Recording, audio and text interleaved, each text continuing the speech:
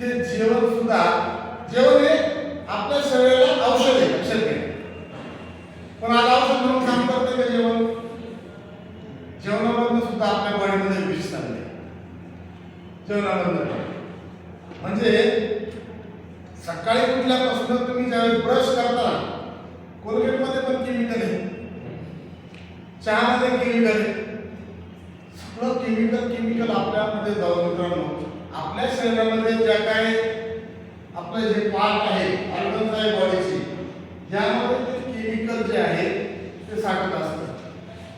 आपण जे काही खातोय किंवा जे पितोय, कोल्ड्रिंक्स पितोय, भरपूर सारे फास्ट फूड आहे, जंक फूड आहे, वडापाव आहे, अमाप अशा गोष्टी आहेत की ज्यांना आपल्याला आजार होऊ शकतो हे आपल्याला माहीत असताना सुद्धा आपण त्या खातो आणि नंतर आपल्याला आजार होतो.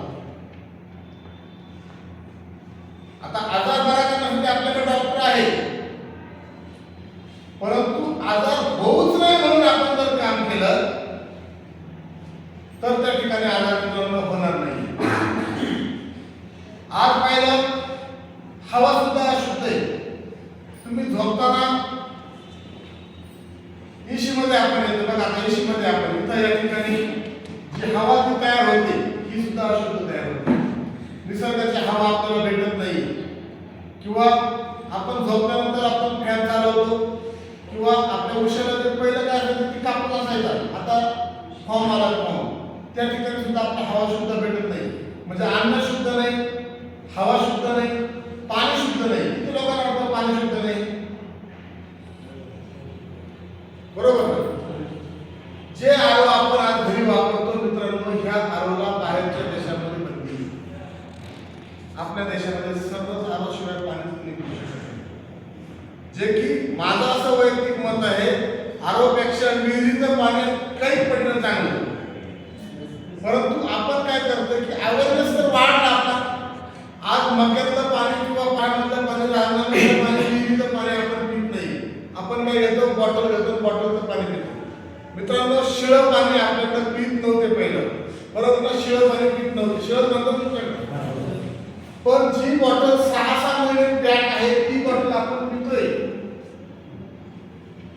हे आजार आपल्याला वाढत चालले. हे जर आपण त्याला डिटॉक्स नाही केलं, बाहेर जर नाही काढले तर त्यामध्ये जे काही केमिकल आहे ते जाऊन जाऊन जाऊन जाऊन त्या ठिकाणी थर तयार होतो आतमध्ये. आणि तसं तुम्ही एक नालीचं उदाहरण घ्या, एखादी नाली आहे तर त्यामध्ये कचरा गेलाय, कचरा गेला पण कचरा जर कमी असेल तर पाणी काय होतं, पास होतं, बरोबर ना. पाणी पास होतं. तसं आपल्या शरीरामध्ये कचरा आहे, पण आता जे ब्लड आपलं फिरतंय, ब्लड सर्क्युलेशन जे होतंय ते पास होतंय, कारण का त्या पद्धतीचा ब्लॉकेज तयार झालेला नाही. परंतु ज्या वेळेस मित्रांनो तो ब्लॉकेज पूर्ण होईल किंवा तो कचरा जो आहे नालीमध्ये जर पॅक झाला तर काय होणार आहे, पाणी थांबणार आहे. आणि म्हणून मित्रांनो ते ब्लॉकेजेस जे आहेत ते आपल्या शरीरामध्ये असं केमिकलच्या स्वरूपात तयार होत असतात. आता हे आपल्याला डिटॉक्स करायचे. डिटॉक्स करणं म्हणजे काय, त्याचं सर्व्हिसिंग करायची. मग असं कुठला एखादा फिल्टर आहे की तो बॉडीची सर्व्हिसिंग करू शकतो, बरोबर. तर आपल्याकडे एक असं प्रोडक्ट आहे ज्याचं नाव आहे शरीर शुद्धम. हे शरीर शुद्धम मध्ये असे इन्ग्रेडियंट आहेत जे तुमच्या बॉडीला जे काही केमिकल तुमच्या गेलेलं आहे ते केमिकल बाहेर काढण्याचं काम, म्हणजे डिटॉक्स करण्याचं काम हे प्रोडक्ट करते.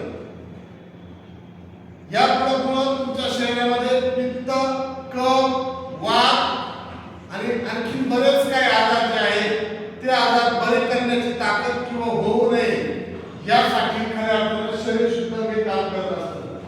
म्हणजे आपल्या बॉडीची सर्व्हिसिंग करायला शरीर शुद्धचा वापर आपण वर्षातून एकदा तरी केलाच पाहिजे.